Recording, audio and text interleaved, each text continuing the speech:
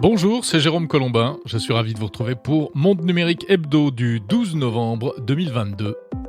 Avec au sommaire Twitter, évidemment. Twitter où c'est le chaos total. Où tout cela va-t-il mener ? C'est la question, on en parle dans un instant.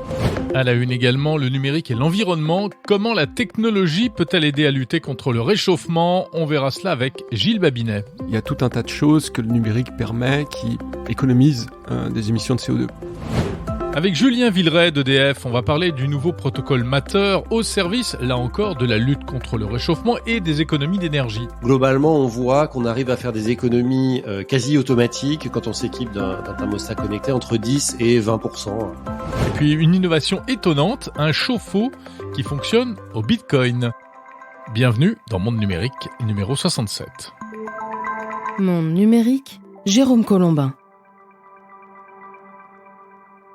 Comme d'habitude, avant les interviews de Monde Numérique, voici l'actu de la semaine.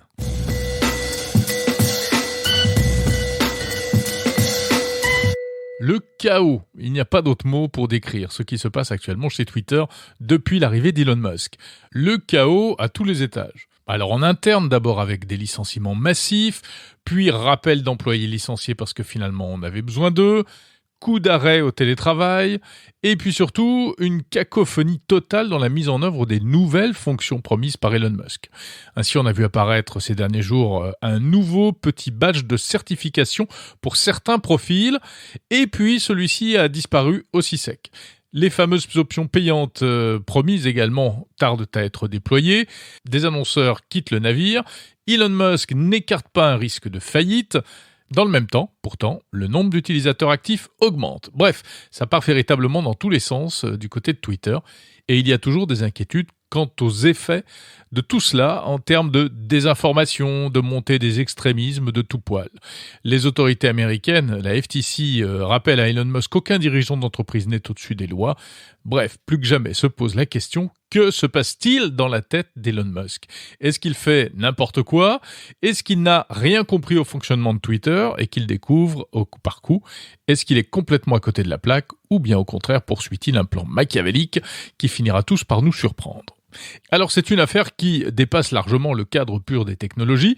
Écoutez ce qu'en pense Asma Mala, enseignante à Sciences Po et à Polytechnique, spécialiste des enjeux politiques du numérique. Elle s'interroge notamment sur la réaction de l'État américain face à Elon Musk ou même à d'autres milliardaires libertariens comme Peter Thiel. En fait, il y a plusieurs choses. Un, c'est l'avenir de Twitter. Est-ce que Musk va réussir à en faire quelque chose, tel que, comme il l'a présenté, faire un réseau social vraiment de vraie liberté d'expression, avec une modération qui tient la route, selon sa vision, qu'elle soit payante ou pas, avec des modèles économiques, adossés à un certain modèle économique ou pas, on verra. Ou est-ce que en fait, il va juste emmener Twitter dans le mur ? Ça, c'est une première question, mais qui va être fondamentale à savoir et à suivre. Parce que si il réussit son pari avec Twitter, ce qui n'est pas impossible. C'est pas impossible qu'il réussisse. C'est exactement ce qu'il a fait avec Tesla. Stratégie du chaos, état de sidération généralisé où personne n'a compris ce qui se passait, brutalisation, ce que j'appelle le techno-darwinisme. C'est vraiment les plus forts qui résistent rchez lui, mais à la fin, ça a quand même fonctionné. Donc, et avec une vision très claire. Et technologue, lui-même s'auto-baptise technologue. Donc, avec une vision très techno du sujet, mais il y est arrivé. Donc, est-ce qu'il va réussir avec Twitter, avec sa vision quand même de la fameuse X-App, qu'il a commencé à présenter... La version ultime de Twitter qui servira à tout, exactement, un peu à la sur le WeChat. modèle de WeChat. Ouais. Exactement. Mais accolé à ces Starlink, c'est-à-dire que potentiellement, il met en place un système de surveillance de masse qui est extraordinaire. Et donc se pose la question derrière et qu'il faut absolument avoir en tête. Donc la question qui va se poser derrière, c'est pas Musk. La question qui va se poser derrière, c'est pas Peter Thiel. La question qui se pose fondamentalement aux États-Unis, c'est qu'est-ce que va faire l'État américain ? Et donc est-ce que ces géants technologiques qui sont dans un certain nombre de champs, notamment SpaceX de Musk par exemple, leur extension, une espèce de continuum dans la stratégie de puissance et de souveraineté américaine. Est-ce qu'à un moment donné, ils vont mettre le holà ou pas ? Ça va être la question fondamentale. La question fondamentale, c'est la question de la réaction de l'État américain face à ça. Est-ce qu'à un moment donné, ils vont mettre un stop ? et garder ça sous contrôle, je crois que ça va être l'hypothèse. Ou est-ce qu'on va avoir deux libertariens avec des empires technologiques qui vont prendre le contrôle des États-Unis? À court terme, j'y crois moins, mais on verra. Pourquoi est-ce qu'il a racheté Twitter, selon vous ? Si on en croit ce qu'il dit, pour des raisons idéologiques. Mais qu'est-ce que j'entends par idéologique ? C'est pas à la Peter Thiel, c'est plutôt de dire il a une vision maximaliste de la liberté d'expression qu'il veut préserver. Et donc pour lui, Twitter, ça serait son terrain d'expérimentation de cette vision-là. Qui est une sorte de laboratoire. Et avec cette vision chevillée au corps de je vais sauver l'humanité, je vais sauver le peuple. C'est quand même très très populiste de dire ça, mais au sens premier du terme, au sens politique du terme. Donc c'est assez intéressant. Ce qui est très intéressant aussi dans l'économie et dans la tech, c'est que c'est toujours un triptyque. Et c'est ça qu'il faut toujours avoir en tête, je crois. En tout cas, c'est ce que je raconte toujours à mes étudiants. Et qui est absolument indissociable. Les trois angles sont indissociables les uns des autres. Vous avez le modèle idéologique qui préempte et qui contrôle et qui détermine le modèle économique, qui lui-même détermine le modèle technologique, et ainsi de suite, dans une espèce de cercle qui est sans fin, de boucle de rétroaction sans fin. Donc, souvent on pose la question, mais est-ce que il fait ça pour l'argent ou pour des enjeux? Non, c'est les deux à la fois. Et son modèle idéologique détermine son modèle économique, parce que pour qu'il y ait zéro modération, il faut bien qu'il y ait des barrières à l'entrée à son réseau social. Pour une espèce de nettoyage un peu naturel du réseau. Alors 7,99 €, c'est dissuasif pour strictement personne. Mais c'est son idée en tout cas. Et puis, ce modèle-là détermine donc vos fonctionnalités technologiques, votre stack techno et toute la brique technologique qui va avec. Voilà, Asma Mala, enseignante à Sciences Po et à Polytechnique, spécialiste des enjeux politiques du numérique. Et on retrouvera Asma Mala pour une interview en longueur sur la question du numérique et du politique dans un prochain épisode de Monde Numérique. 433 qubits. C'est peut-être un détail pour vous, mais pour IBM, ça veut dire beaucoup. 433 qubits, c'est la puissance du tout nouveau processeur quantique baptisé Osprey, que vient de dévoiler la firme américaine. Et c'est un record technologique. En effet, le précédent processeur quantique d'IBM atteignait 127 qubits, tandis que celui de son concurrent Google plafonne à 72. Un qubit, c'est un bit informatique, mais pour l'informatique quantique. Avec cette nouvelle puce, IBM marque donc des points dans la course au quantique. Même si, il faut le préciser, la puissance brute ne signifie pas forcément grand-chose, car encore faut-il que ces 433 qubits soient réellement stables et résistantes aux perturbations. N'empêche, ça marque une nouvelle étape, et IBM ne va pas s'arrêter là. La firme a déjà dévoilé, il y a un certain temps déjà, sa feuille de route qui prévoit d'atteindre, tenez-vous bien, les 4000 qubits d'ici à 2025. Alors tenez-vous bien, même si évidemment on ne se rend absolument pas compte de ce que cela représente. Rappelons que ces composants de compétition sont encore plus ou moins expérimentaux et ils devraient servir dans le futur à toutes sortes d'applications. À noter qu'IBM a par ailleurs annoncé avoir passé son premier contrat avec une entreprise française pour de l'informatique quantique. Il s'agit du Crédit Mutuel Alliance Fédérale. La puissance de calcul quantique va servir notamment donc dans le secteur de la banque et de l'assurance pour l'analyse de risque ou la détection des fraudes. Un petit selfie vidéo obligatoire pour s'inscrire sur Instagram. C'est nouveau, en France en tout cas depuis le 7 novembre seulement. Une fonction qui a été testée dans quelques pays jusqu'à présent et qui arrive désormais pour vérifier deux choses pour les nouveaux inscrits sur la plateforme qui appartient à Meta. Pour vérifier ce petit selfie, d'une part que vous êtes bien un humain et pas un robot, et d'autre part que vous n'êtes pas mineur, puisque le réseau social est autorisé seulement en principe à partir de 13 ans. On sait que Instagram, comme d'autres réseaux sociaux d'ailleurs, laisse passer en réalité parfois de très jeunes enfants et ensuite qui sont exposés à des contenus qui ne sont pas franchement parfaits pour leur équilibre mental. Donc, désormais avec cette vidéo, il sera plus difficile de mentir sur son âge. C'est un système assez technique qui a été développé par une société baptisée Yoti, spécialisée dans l'authentification par intelligence artificielle, avec des taux de réussite qui seraient de l'ordre de 99,65%. À noter que pour Instagram, la procédure de vérification peut durer jusqu'à 48 heures et pendant ce temps, le compte est bloqué. Alors, précision toutefois, il n'y a pas d'identification faciale, donc ça ne permet pas de reconnaître l'identité de la personne, mais uniquement d'estimer son âge. Et puis la direction d'Instagram précise que toutes les images sont effacées des serveurs au bout de 30 jours.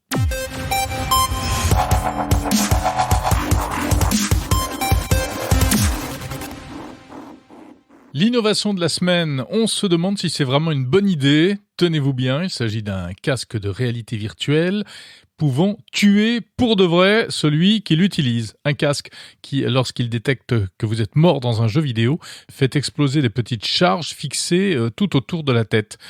D'où sort cette folie ? Eh bien, pas de n'importe où en réalité, puisqu'il s'agit de l'idée d'un certain Palmer Luckey, qui n'est autre que l'un des pères de la réalité virtuelle.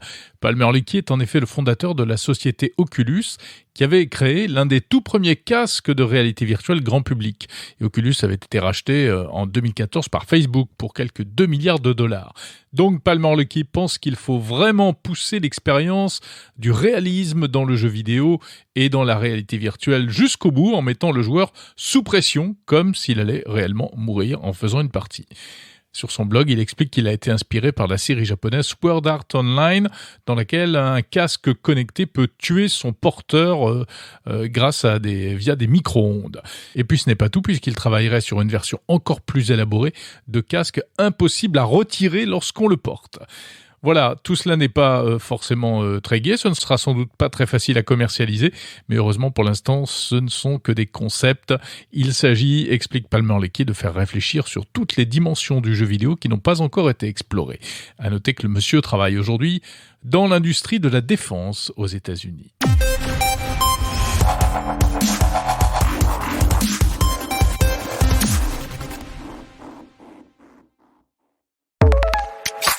Avant d'aller plus loin, un petit mot du sondage que je vous avais proposé il y a quelques temps dans Monde Numérique à propos des assistants vocaux. Et les résultats sont intéressants. Alors ça nous apprend tout d'abord que 60% des auditeurs de Monde Numérique utilisent un assistant vocal. C'est à peu près équilibré entre Siri, Alexa et Google Home, mais quand même majoritairement Siri à 40%.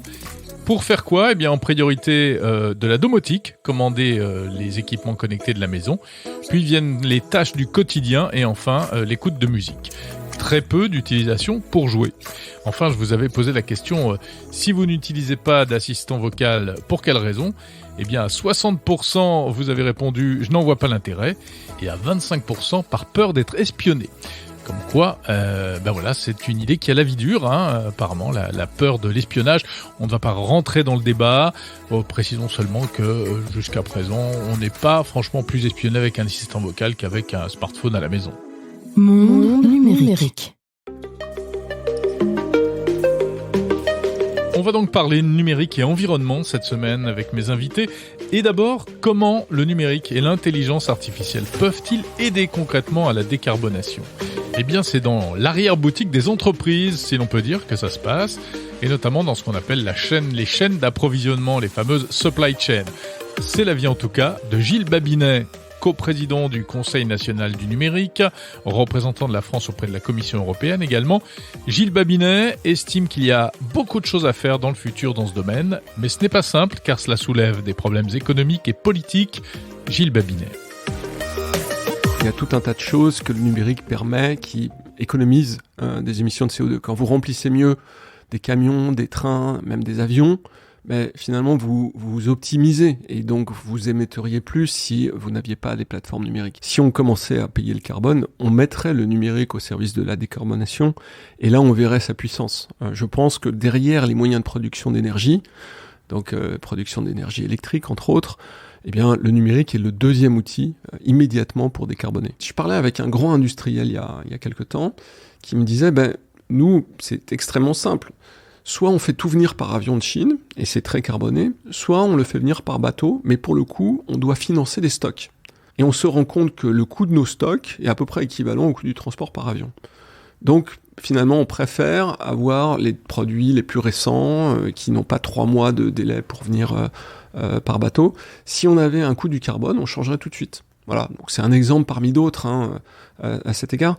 Mais ce que je veux dire par là, c'est que vous pouvez avoir des supply chains qui sont dynamiques, avec notamment de l'intelligence artificielle, parce que quand vous fournissez, vous êtes un fabricant de voitures par exemple, vous n'avez pas uniquement que le prix, la disponibilité, vous avez la qualité, le double sourcing, le risque de défaillance de votre supply chain, etc. Donc vous rentrez beaucoup de paramètres qui sont très difficiles à traiter par des opérateurs humains et qui sont assez facilement traités par des intelligences artificielles. Ça, c'est un exemple dans les supply chains qui sont 80% des émissions du monde industriel. Il n'y a que 20% qui sont les processus transformatifs. Eh bien, vous arrivez à optimiser très très fortement grâce à l'intelligence artificielle. Si je prends un autre exemple qui est celui des transports, c'est la même chose. Les transports, vous pourrez réussir à avoir du multimodal, c'est-à-dire passer de la trottinette au TGV pour faire un peu caricatural, en évitant les ruptures de charge, parce que vous êtes capable de prévoir et donc d'affecter des ressources de façon optimale. Et ça, c'est aussi de l'intelligence artificielle. C'est pas encore le cas aujourd'hui. Aujourd'hui, les systèmes sont fractionnés. Ils ne fonctionnent pas de façon intégrée. Mais demain, on va avoir ce qu'on appelle des plateformes de masse, de mobility as a service, comme ça existe déjà dans quelques pays, notamment scandinaves. Et c'est extrêmement efficace parce que ça permet aux gens de se dire, en fait, j'ai pas de risque d'aller de tel point à tel point, de me retrouver en carafe, et donc je vais éviter de prendre ma voiture. Qu'est-ce qui manque selon vous? C'est quoi alors? Pourquoi est-ce qu'on ne parle de ça qu'au futur? La première chose, c'est un prix du carbone, parce que il faut qu'il y ait un intérêt économique à faire ce type de plateforme. Et donc c'est-à-dire, pour qu'on comprenne bien, c'est quoi, un impôt carbone, un coût coût de la tonne, quoi. C'est qu'on augmente les taxes sur l'essence et le gasoil, pour commencer. On sait les problèmes que ça peut représenter, voilà. Mais aussi sur tout type d'équipement, c'est-à-dire que vous fabriquez des routes, vous mettez du bitume pour faire ces routes-là, c'est du carbone, c'est pas autre chose, et ainsi de suite. Donc tous les actes marchands devraient être soumis à une taxe carbone. Alors le gros problème, c'est les enjeux les gens qui sont précarisés, pour lesquels ça augmente le coût de la vie. Il y a une recommandation qui est très simple, qui est faite par des groupes d'économistes essentiellement américains, qui disent c'est pas compliqué, on rembourse ce qu'on appelle le dividende carbone à tout le monde. Donc vous êtes un foyer, en France, un foyer c'est aux alentours de 10 tonnes par an d'émissions de CO2. Vous mettez ça, on va dire, à 200 €, vous recevez un chèque de 2000 €. C'est plutôt sympa, Mais de l'autre côté, vous êtes taxé sur tout ce que vous consommez. Oui, tous les prix augmentent. Tous les prix augmentent, exactement. Mais en fait, ils augmentent juste parce que vous payez vos externalités. Ouais. Vous abîmez la voiture. Une voiture coûterait quoi, 4 fois plus cher, Une voiture, c'est, je crois, quelque chose comme 4 tonnes de CO2 pour la fabriquer. 5 tonnes de CO2, 4,5 tonnes, je crois, quelque chose comme ça. Donc, effectivement, elle coûterait 2000 € de plus. Mais c'est pas 4 fois plus cher quand même. C'est pas 4 fois plus cher. Mais c'est pas négligeable. Mais ça n'est que justice. C'est normal. Vous laissez vos ordures dans la nature. Il faut que quelqu'un vienne les ramasser, clean ça. Là, vous laissez votre CO2 dans la nature. Personne ne le ramasse, mais vous abîmez l'environnement. Et donc, un dédommagement pour les personnes à plus bas revenus, quoi. Exactement. Ouais. Alors, vous pouvez soit dédommager tout le monde, et puis dire je vais affecter une partie des taxes carbone à la décarbonation, justement, soit effectivement faire quelque chose qui ne concerne que les bas revenus. Vous faites la différence entre ce que vous appelez le Green IT et le IT for Green. Ça veut dire quoi ? Dans un cas, c'est les systèmes d'information, les émissions endogènes de ces systèmes. Comment est-ce qu'on limite ces émissions ? C'est utiliser votre laptop, votre smartphone, etc. Tout ça, c'est du Green IT. Et le IT for Green, c'est les externalités positives ou négatives que produit ce système d'information. Donc dans les négatifs, c'est le fait que c'est devenu tellement simple d'acheter un séjour en Turquie que vous le faites plus. Ça, c'est le fait que les avions coûtent moins cher, qu'on a industrialisé les systèmes d'information dans les hôtels, et puis que la façon dont vous réservez est beaucoup plus facile qu'auparavant. Vous n'avez pas à aller dans une agence de voyage. Vous êtes le soir en train de vous dire, tiens, si j'allais passer un week-end de 3 jours à Hammamet. C'est ce qui encourage le tourisme de masse, quoi. Exactement. Et ça, c'est une catastrophe pour l'environnement. C'est-à-dire que, imaginons que vous alliez passer 3 jours à Hammamet, vous êtes très facilement aux alentours de 2-3 tonnes. C'est la moitié de votre empreinte carbone. Donc, c'est pas terrible. Si vous le faites 3 fois, si vous le faites 3 fois dans l'année, vous avez explosé votre empreinte littéralement. Donc ça, c'est quelque chose qu'il faut arrêter en réalité, et de fait mettre des coûts carbone là-dessus, ça va renchérir ce genre de choses. Moi, je pense qu'il faudrait un coût qui évolue très rapidement d'ici 2030 aux alentours de 300 € la tonne. Donc vous voyez bien que l'économie de ce système ne fonctionnerait plus. Ouais, c'est fini les billets d'avion à quelques centaines d'euros. Exactement. Et ça, c'est de la technologie. C'est-à-dire que pour réussir à capter ce qu'on appelle le scope 3, c'est-à-dire non pas les émissions que vous faites en tant qu'acteur économique, mais celles de ce que vous sous-traitez, ce que vous achetez à l'extérieur, eh bien c'est très compliqué. Ça veut dire qu'il faut des systèmes qui sont très intégrés, des ERP qui sont très très solides et qui vous permettent de ramener le carbone de vos fournisseurs.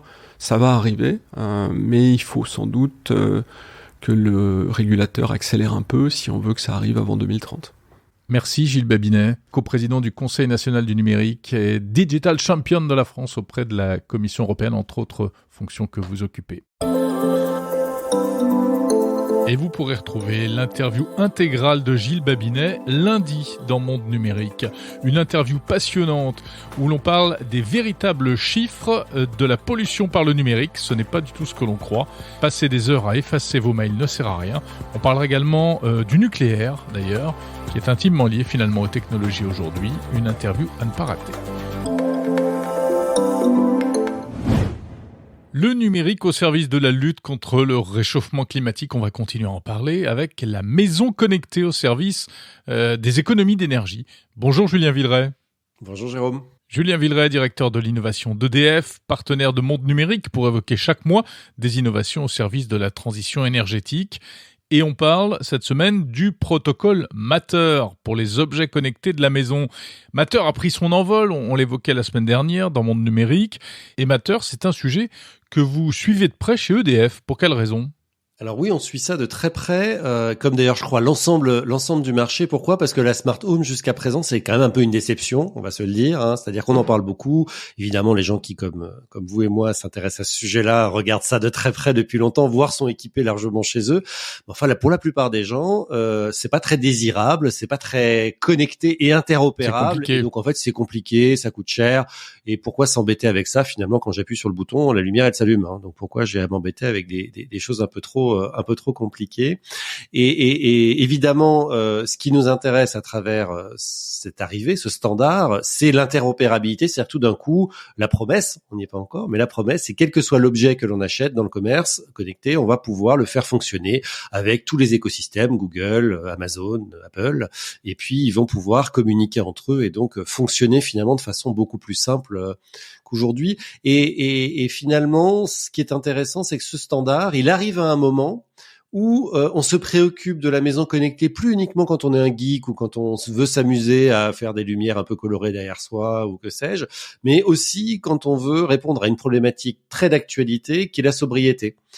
On en parle beaucoup, il faut être plus sobre dans sa consommation énergétique et les objets connectés permettent ça. Donc ça, c'est quelque chose qui évidemment nous intéresse, mais va aussi stimuler beaucoup, de notre point de vue, l'usage de ces outils. Alors, est-ce que la promesse des objets connectés pour faire baisser la consommation d'énergie est tenue ? Et est-ce que les Français s'équipent ? Oui, alors d'abord, la promesse est tenue au sens où nous, on a fait des études, et on n'est pas les seuls. Si vous regardez toutes les marques qui fabriquent par exemple des thermostats connectés, on voit les études. Globalement, on voit qu'on arrive à faire des économies quasi automatiques quand on s'équipe d'un thermostat connecté entre 10 et 20% à peu près, selon les études et selon les foyers, d'économie d'énergie. Donc c'est loin d'être négligeable quand on sait que évidemment le prix de l'énergie augmente et va continuer à augmenter. On voit aussi que quand on connaît sa consommation, donc sa consommation générale dans son logement, qu'on peut avoir à travers son Linky et son application de son opérateur énergétique, mais aussi quand on a des prises connectées qui donnent la consommation de sa télévision en veille, de sa console de jeu en veille, beaucoup plus intéressant. Si vous avez une PlayStation 5 ou une Xbox, ça consomme beaucoup en veille. Bref, ce genre de choses, quand on sait, on fait plus attention et donc on arrive à diminuer sa consommation. Et il y a une vraie prise de conscience qu'on voit en ce moment sur le marché. Alors nous, EDF, on a une offre qui s'appelle SOWI, qui fournit un objet connecté en plus de tout un tas de services énergétiques dans la maison, et on voit vraiment une appétence se redévelopper du marché pour ces outils-là. Mais tous les fabricants de thermostats connectés aujourd'hui sur le marché, quand on les interroge, disent que là, depuis quelques semaines, il y a une vraie demande, un vrai sursaut de la demande pour ce type d'outils, parce que évidemment, on est tous baignés en ce moment dans un environnement médiatique qui nous rappelle que la sobriété, c'est important pour la planète, c'est aussi important pour le coût de la facture énergétique, voire pour être la tranquillité d'esprit des Européens suite à la guerre en Russie, en Ukraine par la Russie, qui limite les approvisionnements en gaz. Bref, on est quand même dans un moment où on est de plus en plus nombreux à s'intéresser à ces outils-là, et ça me paraît plutôt une bonne chose. Oui, on voit bien que, en fait, ce qui nous manquait jusqu'à présent, c'était une visibilité des données en temps réel. On était un peu dans le brouillard par rapport à notre consommation électrique. On était dans le brouillard parce que, évidemment, on ne connaît pas les chiffres en temps réel. On ne connaissait pas les chiffres en temps réel. Donc, c'est pas parce qu'on reçoit une fois par an une facture qui traduit en euros un chiffre qu'on a relevé sur un compteur. Et qui est capable aujourd'hui de dire combien lui coûte un kilowattheure? Je sais pas si vous en êtes capable. C'est très difficile de mémoriser ce chiffre et de faire ces calculs, évidemment. Là, aujourd'hui, on a tous les outils gratuitement, même à disposition. Quand on est chez EDF, par exemple, on a l'application EDF et moi, où jour le jour, heure par heure, on voit sa consommation en euros. Donc, je sais très bien que j'ai dépensé, moi, personnellement, j'ai regardé juste avant, j'ai dépensé 3,80 € hier d'électricité, c'est trop, mais j'ai dépensé 3,80 € d'électricité dans la journée hier. Mon idéal, si je me rapproche des jours où je suis le plus sobre, c'est plutôt 2,50 €. Voilà, donc après chacun, évidemment, en fonction de la taille de sa maison, de sa famille, de ses usages, va avoir un chiffre différent. Mais rien que ça, c'est sortir du noir, effectivement, sortir de la pénombre pour enfin pouvoir agir concrètement sur un chiffre réel. Et on pense effectivement beaucoup au chauffage. Je l'ai dit, à des outils auxquels on pense pas, la console de jeu qui est en veille, etc. Et de plus en plus au froid. Parce que évidemment là on arrive dans l'hiver, donc on pense chauffage. Mais aujourd'hui on a un vrai sujet. Alors c'est vrai en Europe, c'est vrai en France, c'est encore plus vrai aux États-Unis par exemple, de gestion du froid l'été, parce que la climatisation y est très développée. On voit un énorme développement de la climatisation en France, en particulier dans le sud de la France. Aujourd'hui, les maisons et les constructions neuves et les appartements rénovés s'équipent quasiment systématiquement de groupes de production de froid pour faire de la climatisation, et que ça crée évidemment de nouvelles tensions en termes de consommation d'énergie. Et donc là aussi, pour gérer le froid, il y a tout un tas de solutions connectées qui sont intéressantes pour ne pas surclimatiser et donc gérer aussi les bons usages de ces outils-là. Donc voilà. Et alors, que peut apporter concrètement Matter aujourd'hui, Julien Villeray ? Donc Matter, d'abord, j'achète n'importe quel objet connecté, une prise connectée, un thermostat connecté dans le commerce. C'est la promesse en tout cas.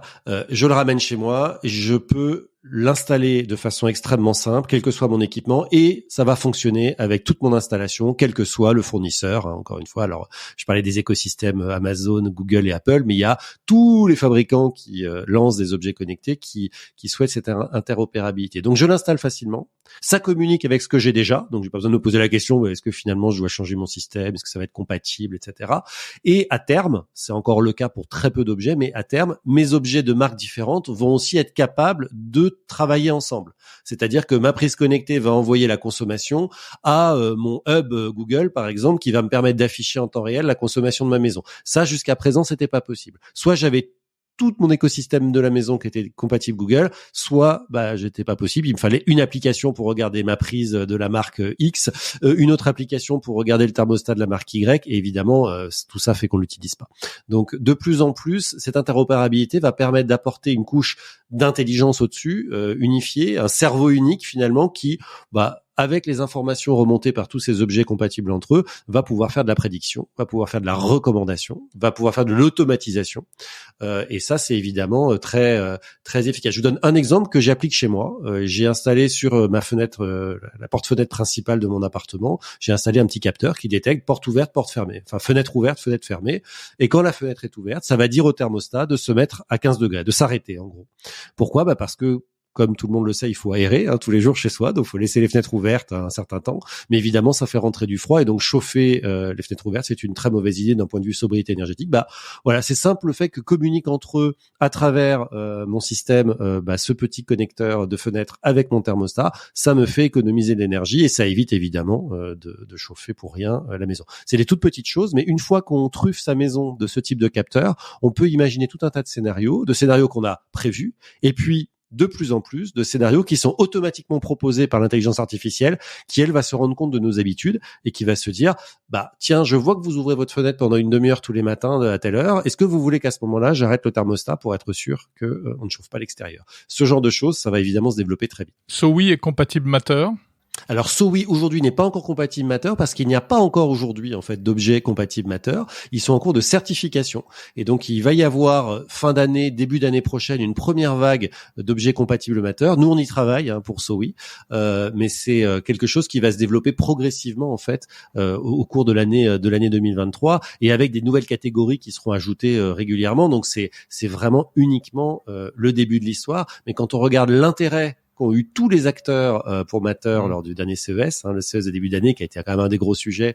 Et là maintenant, quand on a vu tout l'intérêt qu'ont eu les médias aussi d'ailleurs pour le sujet lors de l'annonce de Matter définitif, la spécification définitive il y a quelques jours, c'est vraiment, je crois, un game changer, comme on dit, pardon pour l'anglicisme, un game changer du marché de la maison connectée. Et donc associé à ce besoin, cette demande des clients qui se disent ne serait-ce que pour des questions de sobriété énergétique, il faut que je me préoccupe un peu plus de maîtriser la data dans ma maison et comprendre ce qui se passe dans ma maison. Je pense qu'on va aller vers une maison connectée beaucoup plus grand public, beaucoup plus démocratique, beaucoup plus utilisable par tous. Merci Julien Villeray, directeur de l'innovation d'EDF.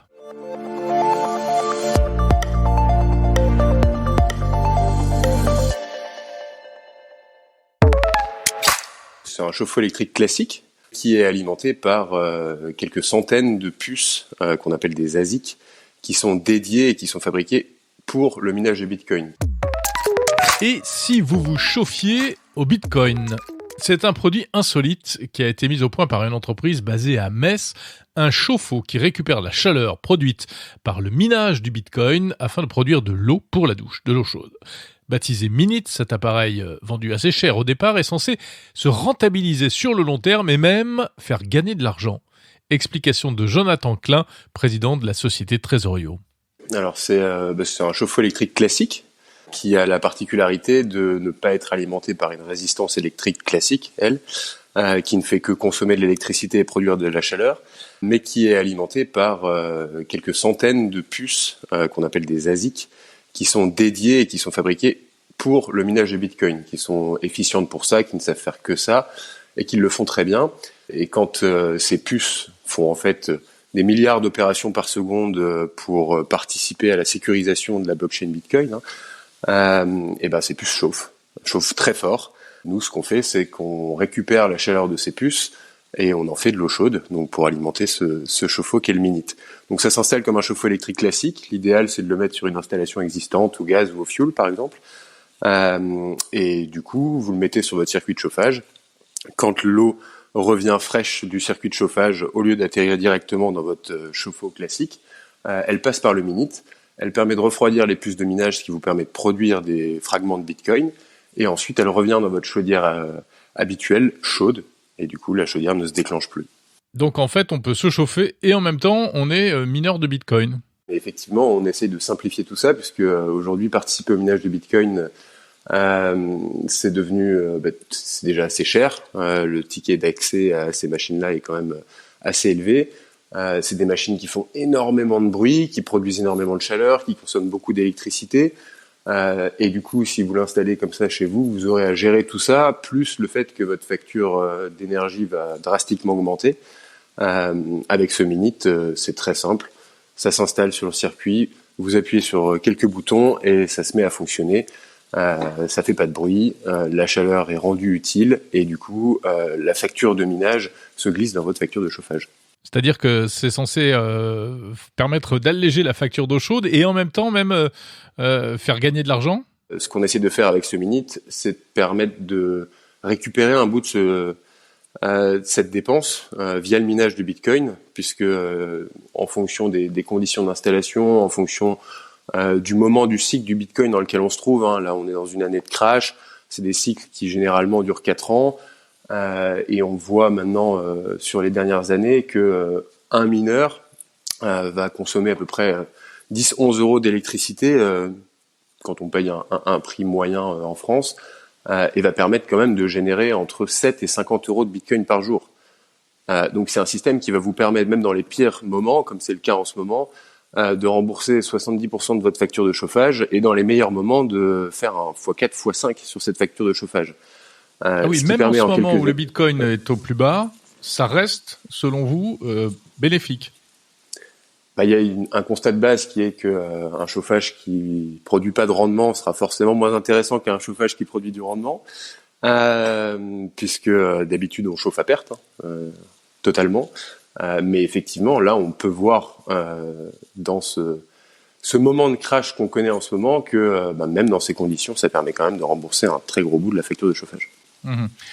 Mais on ne peut pas remplacer complètement sa chaudière avec ce système. Alors on pourrait. Techniquement, c'est tout à fait possible, surtout qu'on a une performance en termes de production de chaleur qui est légèrement supérieure au chauffe-eau électrique classique. On récupère environ 90% de l'énergie qui est consommée par ces puces sous forme de chaleur. Donc c'est un système qui est assez efficace. Ensuite, on voit qu'il y a un problème de saisonnalité. Vous faites un investissement qui correspond à l'achat de puces de minage. Si vous cherchez à produire toute la chaleur nécessaire, par exemple en hiver, vous aurez un problème en été si vous n'avez pas une piscine qui prend le relais. Et puis après, il y a aussi d'autres systèmes qui peuvent être mis à côté. Je pense par exemple aux aérothermes qui sont des systèmes de conversion de l'eau chaude en air chaud qui ressemblent à peu près à un radiateur de voiture, qui consomment quelques watts pour extraire des milliers de watts de chaleur et qu'on peut mettre dehors, comme on mettrait un groupe pour une climatisation, pour extraire la chaleur excédentaire pour continuer le minage. Cet aérotherme, il peut servir effectivement à extraire cette chaleur excédentaire, mais il peut aussi servir à chauffer une grange s'il est placé à l'intérieur d'une grange. Il peut doper les performances d'une pompe à chaleur s'il est placé à côté de la pompe à chaleur. Il peut alimenter une VMC double flux qui va automatiquement envoyer la chaleur dans les pièces froides de la maison. Donc c'est un système qui est très simple sur le plan du chauffage et qui est très adaptable parce qu'on peut le placer dans plein de circonstances différentes. Et si en plus vous avez un panneau solaire qui l'alimente, là c'est top parce que ça dope le rendement du panneau solaire, ça convertit intégralement l'énergie sous forme de Bitcoin et de chaleur, et le soir quand vous rentrez chez vous, vous avez la chaleur à disposition.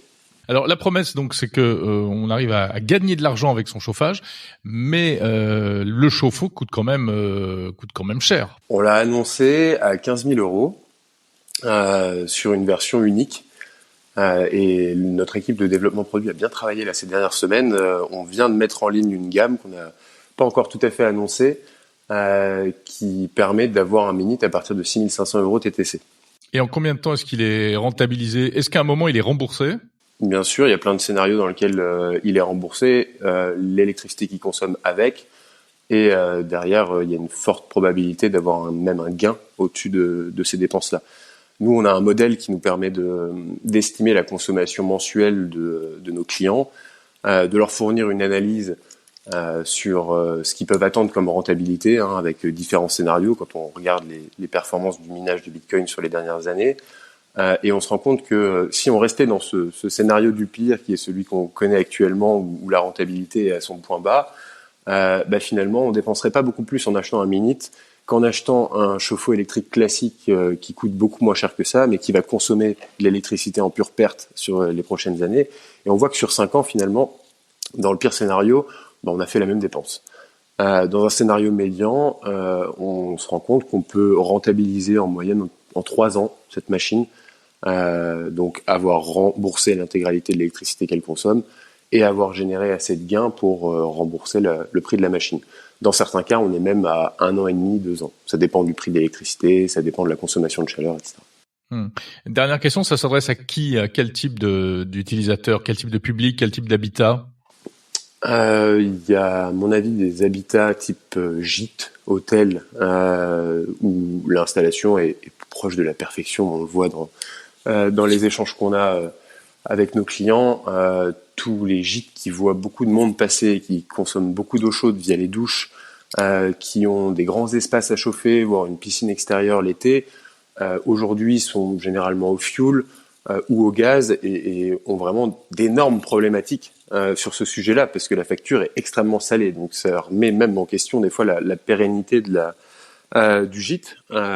Et là, on apporte une solution qui est nouvelle et qui est extrêmement efficace, puisque ça ramène des gains de plusieurs dizaines de milliers d'euros sur 5 ans. Le cas de figure de la maison en campagne d'environ 200 mètres carrés avec une famille de 4, c'est aussi un très bon environnement.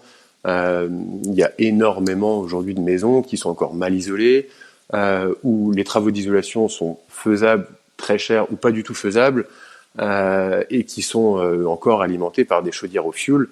Les gens qui sont dans cette situation-là ont soit des énormes dépenses à effectuer pour améliorer leur situation, soit souffrent tout simplement de cette situation, avec du fioul qui vient pas, qu'on paye 1 euro, puis 2, puis 3, puis 1,50 €. C'est des problématiques que les gens vivent au quotidien, et il y a quand même 12 millions de Français, si je dis pas de bêtises, qui sont en situation de précarité énergétique. Donc quand aujourd'hui on nous appelle à la sobriété, je pense qu'il y a une grande partie de la population qui a déjà adopté cette sobriété par contrainte financière. On essaie de les aider. Merci Jonathan Klein, président de Trésorio.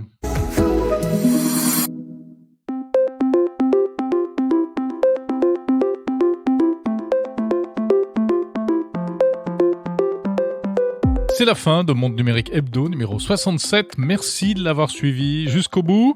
Merci encore pour votre fidélité. Comme d'habitude, n'hésitez pas à parler de ce podcast à vos amis, à les inciter à s'abonner, laisser vos avis, des petites étoiles sur les sites, sur les plateformes de podcast, et puis des messages. N'hésitez pas à m'envoyer des messages. La semaine prochaine, je sais déjà de quoi on parlera. On viendra sur, je vous l'ai dit, le rapport du numérique et du politique, avec une interview passionnante qui décrypte les grands enjeux internationaux à ce sujet. Et puis on retrouvera également Benoît Grunemwald pour parler cybersécurité. Voilà, c'est la fin de cet épisode qui était enregistré dans le nouveau studio de Monde Numérique, désormais un lieu aménagé exprès pour vous offrir chaque week-end ces 40 minutes de tech et tout ce qui va avec. Portez-vous bien, salut.